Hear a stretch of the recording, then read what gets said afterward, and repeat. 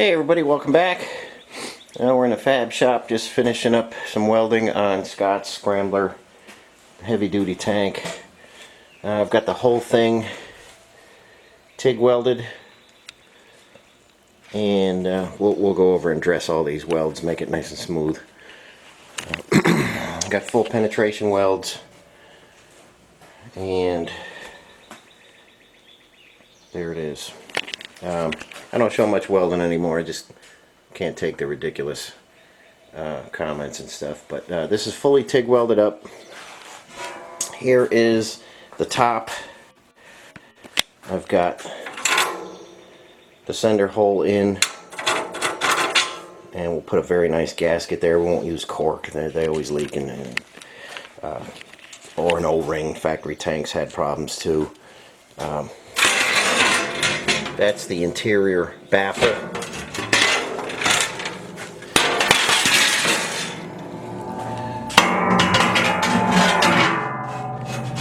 That'll split the tank, not in half. This is where the sending unit's going to be. This is the front of the tank. Sending unit will be in here, and we don't want the fuel sloshing back and forth. So we've got that baffle for that. Now on the cover, on the Scrambler, and most vehicles in the 80s and 70s and 80s, they had vented gas caps. I'm going to put a weld-in bung right here, 1/4 inch NPT, just in case the caps, they're not great these days, but just in case the fuel filler cap isn't vented properly, we'll put a place with a plug in it so we could put a vent in and then run a vent line and then put a charcoal canister in if we need to, just in case the cap doesn't vent properly. We've got our hose dimensions here.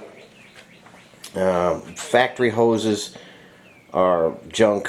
There's guys coming out with new hoses for the larger plastic tank, and I've taken a look at a couple of them, and they look like they'll last maybe 6 months before they start cracking and leaking.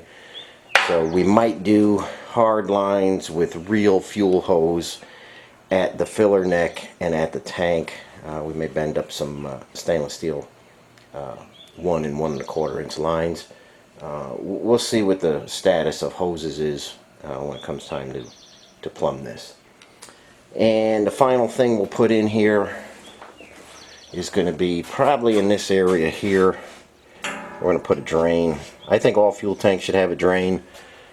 You get bad gas, or you get something in the gas, or you just want to clean it out to take it down and fix the sender or anything. I think a drain is important. So we'll put another welded bung in there, and Scott, you'll be able to drain this if you need to, and hopefully you won't need to, but like I say, this is a super heavy duty tank, and it's coming along beautiful. So won't be long, we'll have it fit in the Scrambler frame, and we'll keep jamming on that. Okay, lots to show you today. Let's take a walk in the main shop. Okay guys, for those of you who are following the Dana 44 front axle build, I finally have the knuckles attached. I put a TIG root in there, 7018 over that. I'm very happy the way that came out. Same thing here, TIG root 7018. I've got the spring pads welded on, and I just took it outside and gave it a good pressure washing. There was a lot of grit in there. So now we are ready to set up the center section. So the center section will have to get set up, then have to come out again. But we need the center section in perfectly so that I can measure for axle shafts. So a lot of work to get this done right, but it'll be worth it in the end. Nothing like a nice 44 for a front end. So still a lot to do there. I have, the bench is a mess. I got everything on. I've got the drums turned and true. I've got the knuckles ready to go. They're already studded. I got the brakes set up. So you know, things are coming along pretty good with that. So from time to time I'll show you the progress on that. Okay guys, here's a shot of Gary's F-head engine. I do finally have all the linkage in. Freshly rebuilt carburetor on there. Getting the plumbing done. PCV system is in. I think you can see it there. And you know, guys, I like to use hard lines for my oil lines. I get a lot of grief about that for some reason, but I'm just not happy with the quality of the rubber hoses. So everything is plumbed in. I do have an alternator on here for you, Gary, 63 amp unit. So next time you see this, the distributor will be in. It'll be in the test stand, and we'll be running it. So I got that one to run for Gary. We've got another one here.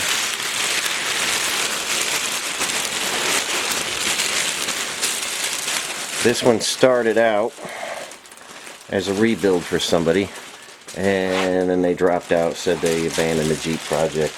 You know, I don't know what happens to guys. But this one will be available as well. This will go on the test stand after Gary, and this will be another complete engine. Distributor's already in this one. Pertronics coil, freshly rebuilt carb, alternator, silicone bypass hose with the correct clamps, 160 degree fail-safe thermostat, new old stock exhaust manifold, same on Gary's. You know, I build these things, you know, one particular way, and that's to last a lifetime. So if anybody's interested in a complete F-head, yeah, they're a little pricey, but they are worth it when you add up all the parts that are on here. So this one will be available until it's sold, obviously.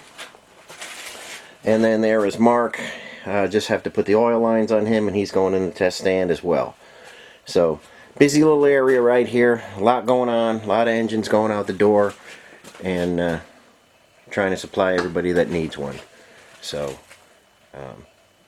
you'll see these again. I got to clear some space. Since I moved that SIP machine in, that's right where I used to do all the engine testing, back down that end of the shop.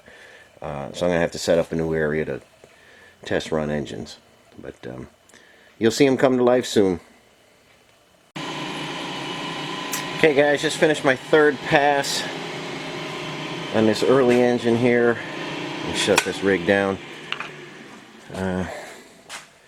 This is, let me try and get you in there. This is a little pitted still. Around here and here. Finish is coming out great, but I want to get a little bit more of that pitting out. So maybe one more pass.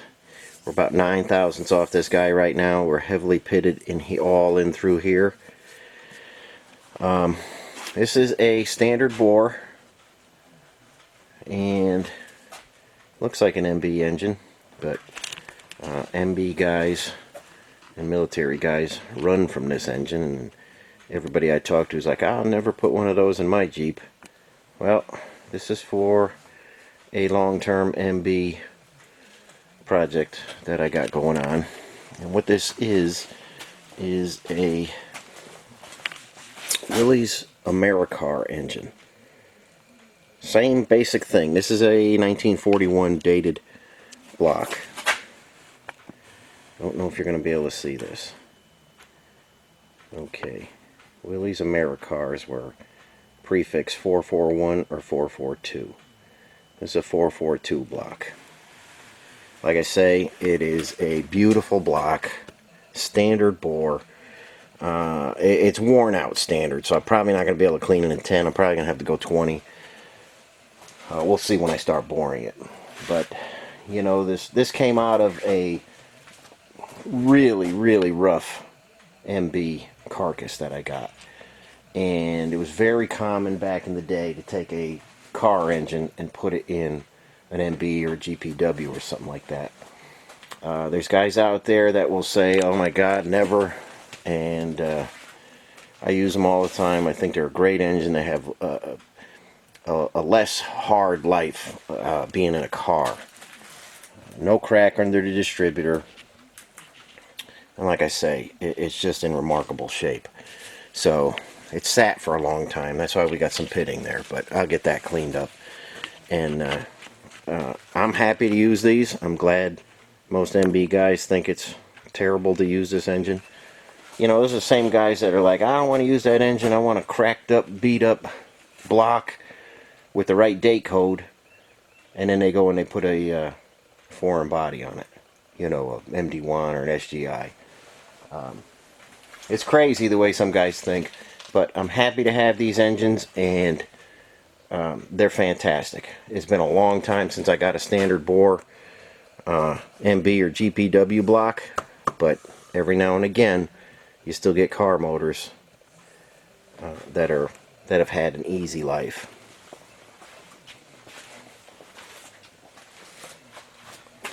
So there she is. A couple more passes maybe. I want to get just a little bit more of that pitting out and have a nice surface. So there it is. Guys, don't be afraid of these engines, and I'd rather have a solid engine than one that has hundreds of pins to repair cracks in them. But to each his own, you know, whatever you guys like. I'm not doing particularly accurate restorations. You know, back in the day when I was doing the Agra Jeeps, the prototype Jeeps, obviously those needed to be perfect.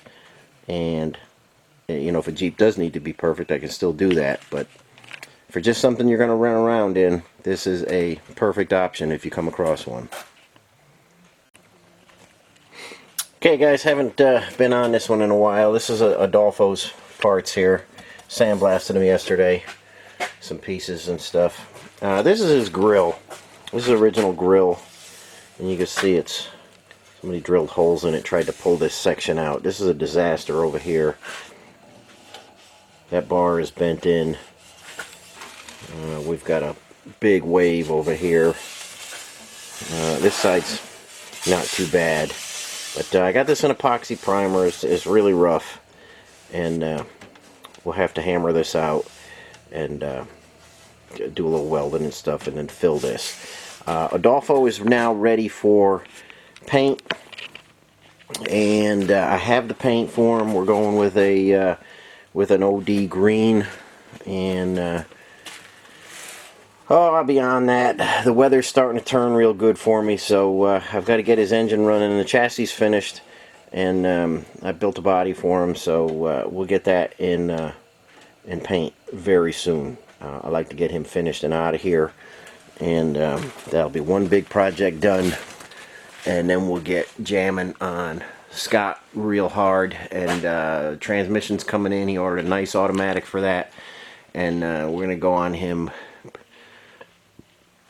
pretty aggressively and get the chassis, get the motor done, get the chassis running, get the exhaust on there, get the brakes working and stuff, and then I can concentrate on the body.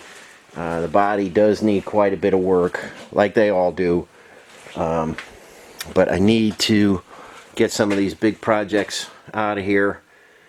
The workload is just way too much for me to handle, and you know, I'm working 80 hours a week trying to catch up, and it's not working for me.